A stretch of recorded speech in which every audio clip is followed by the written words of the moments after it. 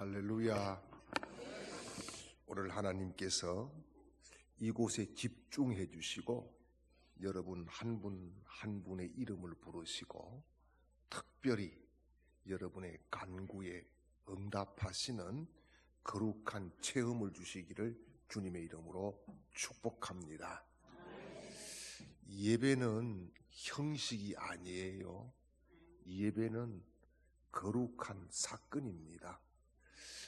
특별히 오늘 예배를 드리는 가운데에 내가 주님을 만나고 내 질병이 치유되고 내 문제가 해결되고 내 앞길이 환하게 열리는 거룩한 체험들을 하시고 하나님께 영광 돌리는 복된 사건의 주인공들이 되시기를 주님의 이름으로 축원합니다. 오늘은 종려주일입니다. 이제 오늘부터 고난주간이 시작됩니다. 여러분, 기독교의 진리는 굉장히 역설적입니다. 이를테면은 기독교는요, 죽음을 통해서 사는 겁니다. 또 버림을 통해서 얻는 겁니다. 뿐만 아니라 부서짐을 통해서 알곡이 되는 겁니다. 깨어짐을 통해서 쓰임을 받는 겁니다. 포기를 통해서 소유를 얻는 겁니다. 굉장히 그래서 기독교의 진리는 독설적이기도 합니다. 그러므로 바울은 그런 고백을 합니다. 내가 날마다 죽노라. 여러분, 한 번 죽어서도 안 되는 거예요. 또요, 하루만 죽어서도 안 되는 거예요. 한 번 깨져서 되는 것도 아니에요. 한 번만 부서져서 되는 것도 아니에요. 바울의 고백처럼 순간순간 매일매일 날마다 부서지고 깨지고 주님과 같이 죽음으로 다시 사는 그런 믿음의 승리자가 되는 것이 아버지의 뜻인 줄 믿습니다. 바울이 외친 복음이 있습니다. 그게 뭡니까? 오직 의인은 믿음으로 말미암아 살리라 하는 그런 외침입니다. 이 외침은 마틴 루터의 종교개혁의 고이기도 했습니다. 그런데 여러분, 믿음으로 산다는 것, 그게 무슨 의미냐는 거지요. 꼬박꼬박 교회 잘 나오고 주일 성수 잘하고 새벽기도 열심을 내고 특별히 또 11조를 드리고 충성도 하고 헌신도 하고, 여러분, 그게 정말 믿음으로 사는 모습입니까? 물론 그것도 믿음으로 사는 모습이겠죠. 그런데 성경이 말씀하는 것은 그것보다 차원이 굉장히 높은 겁니다. 그래서 오늘 말씀을 보면은 믿음으로 산다는 것에 대한 아주 중요한 말씀을 하고 있습니다. 그게 뭐냐? 십자가에 못 박는 것이다. 이렇게 말씀을 하고 있습니다. 중국의 선교사였던 위치만 리라고 하는 사람이 있어요. 이 사람이 선교사고 정말 불같은 뜨거운 성령을 체험했음에도 불구하고 이 죄가 잘 죽지 않는 거예요. 자꾸 죄성이 드러나는 거예요. 그러다가 오늘 본문 말씀을 보게 되었습니다. 묵상하는 가운데 아하, 진짜 죽어야 되는 것이구나. 그렇게 확신을 가지고 아래층에 있는 주방 아줌마에게 먼저 이렇게 이야기했어요. 우치만리는 죽었습니다 라고 선포를 하고, 그때부터 자기 아는 모든 사람들에게 부고를 띄운 거예요. 우치만리는 죽었다고. 그러면서부터 정말 자기 자신이 성령 안에서, 말씀 안에서, 예수 안에서, 십자가 안에서 새로워지고 변화되는 것을 경험하게 된 것입니다. 그래서 여러분, 믿음으로 산다는 것은 첫째는 뭐냐? 오늘 말씀처럼 나를 십자가에 못 박는 것이다. 그런 말씀을 해주고 있습니다. 여러분, 십자가에 못 박는다는 것은 무슨 뜻일까요? 신학자 토저라고 하는 사람이 있어요. 이 사람이 아주 명쾌하게 십자가에 못 박는 것에 대해서 세 가지로 설명을 했어요. 첫 번째가 뭐냐 하면은 십자가에 못 박히는 것은 한 방향만 바라본다는 거예요. 한 방향. 예, 한 방향밖에 볼 수 없다는 거예요. 그런데 여러분, 십자가에 못 박히고도 요즘은 재주가 좋아가지고 여러 방향 다 봅니다. 기똥차게 다 봅니다. 특별히 여러분, 십자가에 못 박히고 산다고 하지만은 세상에 나가서는 세상 법과 세상의 모든 것을 다 따라 삽니다. 또 교회에 오면은 나름대로 교회에 열심을 가지고 충성을 다합니다. 그런데 여러분, 세상의 법과 하나님의 법은 다릅니다. 세상의 법은 뭐냐? 양육강식이에요. 또한 적자생존이에요. 무한 경쟁이에요. 한마디로 뭐지요? 누군가를 죽여야 내가 사는 거예요. 그런데 하나님의 법은 인애의 법입니다. 자비의 법이죠. 사랑의 법이고 생명의 법이지요. 그래서 내가 죽어서 누군가를 살려내는 것이 하나님의 법인 줄 믿으시길 바랍니다. 그래서 여러분, 누군가를 죽여야 된다는 것과 내가 죽어야 된다는 것이 같이 갈 수 없는 것이지요. 그러므로 여러분, 우리가 예수님 십자가에 못 박혔다고 하면은 한 방향, 오직 예수, 오직 믿음의 이 길을, 천국 가는 이 길을 바라보고 달려가는 복 있는 사람들이 되시기를 주님의 이름으로 축원합니다. 그리고 두 번째는요, 십자가에 못 박혔다는 것이 뭐냐? 후퇴할 수 없다는 거예요. 후퇴가 안 된다. 십자가에 지금 못 박혀 죽어가고 있는데, 죽었는데 무슨 후퇴가 있습니까? 후퇴가 없다는 거지요. 이게 뭐예요? 뒤로 돌아갈 수 없다는 거지요. 뒤를 볼 수도 없다는 겁니다. 과거에 연연하지 않는다는 의미지요. 십자가에 못 박힌 사람은 과거가 없습니다.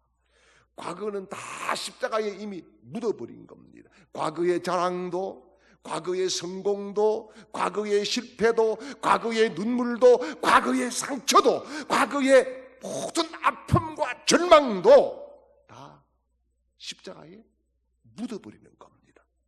그래서 이제는 여러분, 과거가 아니라 미래지향적인 그런 이야기를 해야 됩니다. 대부분 많은 사람들이 대화를 하는 거 보면 옛날 이야기 합니다. 야, 그때 그랬지 이랬지. 그런데 저는 지금까지 많은 사람들이 대화를 하는 걸 들어보지만은 미래가 이럴 거야. 우리 교회는 앞으로 이럴 거야. 우리 자신들은 이렇게 될 거야. 이렇게 미래지향적인 대화를 하는 사람들은 그렇게 많이 보지를 못했어요. 여러분, 우리는 과거가 없는 사람이고 예수님 안에 새로워진 사람인 줄 믿으시기를 축원합니다. 그리고 또 십자가에 못 박혔다는 것은 뭐냐 하면은 자기 뜻도 없고 자기 계획도 없다는 거예요. 십자가와 함께 세상 모든 것이 끝났기 때문이지요. 뭐 끝난 사람이 무슨 계획이 있습니까? 죽은 사람이 무슨 계획이 있나요? 죽은 사람이 무슨 뜻이 있나요? 뜻이 없는 거지요. 이게 뭡니까? 오직 예수 중심, 십자가 중심, 교회 중심, 그 외에는 아무것도 없다. 그런 말씀인 거지요. 그래서 여러분, 정말 우리가 이번 고난주간을 지나면서 내가 십자가에 못 박힌 사람인가? 이것을 확신 가운데에 바르게 세우는 좋은 기회를 만드시기를 주님의 이름으로 축원합니다. 그리고 오늘 또 한 가지 말씀을 해주고 있어요. 믿음으로 산다는 것이 뭐냐? 내 안에 그리스도가 살아계시다 라고 하는 겁니다. 이것을 쉽게 이야기하면은 뭐냐? 주인이 내가 이제 아니다는 거예요. 내 인생의 주인은 내가 아니다. 여러분, 수없이 그런 말들을 많이 하죠. 내 인생의 주인은 내가 아닙니다. 그렇게 이야기를 하지만은 실질적으로 주인 행세 어제도 했잖아요. 아니라요. 오늘도 했잖아요. 아닙니까? 여러분, 그리스도가 내 안에 계시다는 것은 뭐냐? 소유권 이전을 했다는 거예요. 등기를 예수 이름으로 옮겼다는 거예요. 무엇을? 내 인생 전부를, 내 가진 것을, 내 모든 것을 다 그분이 주인 되셨다는 거예요. 나는 이제는 소유권이 없다는 거예요. 그래서 여러분, 우리가 주님의 초청을 받습니다. 마태복음 11장 28절 이하에서 수고하고 무거운 짐진 자들아 다 내게로 오라, 내가 너희를 쉬게 하리라. 그런데 주님이 그렇게 초청을 해주셨음에도 불구하고 뻗치고 버티는 우리들을 주님이 직접 찾아오셨어요. 그래서 요한계시록 3장 20절에 뭐라고 말씀합니까? 내가 문 밖에 서서 두드리노니 누구든지 문을 열면 내가 그에게로 들어가 그로 더불어 먹고 그는 나로 더불어 먹으리라. 여러분, 주님이 찾아오셨어요. 그 찾아오신 주님을 영접하면은 이제는 내가 사는 것이 아니라 내 안에 예수 그리스도께서 사시는 겁니다. 그래서 여러분, 이게 예수님이 내 안에 산다는 것은 단순히 마음속의 개념이 아닙니다. 삶의 실체 속에서 예수님이 살아서 역사하는 인생으로 바뀐다는 겁니다. 무엇이 바뀔까요? 무엇이 바뀔까요? 여러분, 언어가 바뀌고 태도가 바뀌는 줄 믿습니다. 예수 만나기 전에는요, 짜증 왕짜증, 불평 대불평, 절망 대절망, 그런 말들을 스스럼 없이 하면서 살았습니다. 그러나 예수를 만나고 예수님이 주인 되고 나서는 덕을 끼치고 감사하고 은혜로운 언어로 바뀌게 되는 겁니다. 여러분, 누에 고추를 보게 되면은 누에 고추는요, 자기 입에서 뽑아낸 실 안에 살아갑니다. 여러분, 미래가 궁금하지요? 1년 뒤 궁금하지요? 궁금한 분들이 별로 없네. 한 10년 뒤에 어떻게 될까 궁금하지 않습니까? 그게 뭐냐? 오늘 우리 입에서 나오는 그대로 1년 후에도 10년 후에도 될 줄 믿으시기를 축원합니다. 교회도 마찬가지인 거예요. 교회에 보면은 여러 교인들이 있어요. 제가 이렇게 개척을 해서 쭉 오면서 보니까 교인들이 참 많은 종류들이 있습니다. 하나님이 각기 종류들을 만들었어요. 예, 그 중에서 미꾸라지 교인도 있어요. 뭐 일만 하면 잘 빠져나가는데 그거보다 더 센 놈이 있더라고요. 어느 날 보니까. 그게 뭐냐, 뱀장어 교인도 있어요. 이거는 잡을 수가 없어. 얼마나 확 빠져나가는지. 이거는 다른 방법이 없어서 전기로 팡 찢어지는 것밖에 없어. 성령 받는 것밖에 없단 말이에요. 예. 그런데 또요, 소방관 교인도 있어요. 뭐냐, 누가 은혜 받았다고 하면은 가서 불을 팍 꺼버립니다. 아이고, 그거 옛날에 우리 다 해봤다고 막. 이렇게 언어가 달라지지 않는 것은 내가 아직 주인이라는 거예요. 내 속에 예수님이 아직 살아계시지 않다는 거예요. 그리고 여러분, 예수님이 내 안에 계시면은 우선순위가 달라지는 겁니다. 물질을 쓰는 우선순위, 시간을 쓰는 우선순위, 모든 우선순위가 예수 그리스도가 된다는 겁니다.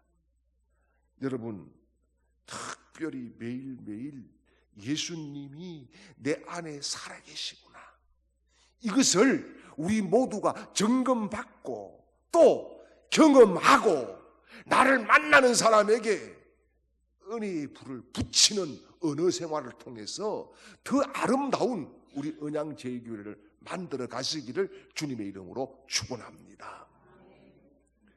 그리고 오늘 말씀 가운데에 또 한 가지를 더 말씀했어요. 믿음으로 사는 것이 뭐냐? 은혜 안에 사는 것이다. 그렇게 말씀을 합니다. 그래서 이제 내가 육체 가운데 사는 것은 나를 사랑하사 나를 위하여 자기 몸을 버리신 하나님의 아들을 믿는 믿음 안에 사는 것이라, 이렇게 말씀을 합니다. 여러분, 특별히 은혜 안에 산다는 것은 뭘까요? 제가 경험한 것은 은혜 안에 사는 것은요, 믿고 맡기는 거예요. 믿고 맡기는 거. 참 여러분, 믿고 맡기는 게 쉽지 않아요. 문제만 터지면은 근심 걱정 막 온갖 고민, 절망 한숨 그게 우리의 실존 아닌가요? 그런데 사실 하나님께서 저에게는 믿고 맡기는 훈련을 엄청나게 시켰었어요. 그러다 보니까 정말 하나님께서 그 믿고 맡기는 훈련을 통해서 저를 성숙시키시고 또 우리 교회를 성숙시키는 그런 은혜들을 많이 경험했어요. 오늘 제 자랑 같지만은 또 이 밖에 나오면 한 번씩 해야 된다 그러대요. 자랑도. 근데 이번 주가 아니고 지난주 기독 공부 우리 교단지입니다. 신문 문화면에 보면은 한 페이지가 우리 아들이 나왔습니다. 우리 큰아들이 나왔는데 이 큰아들은 아시는 분은 아시겠지만은 나름대로 세계적인 성악가입니다.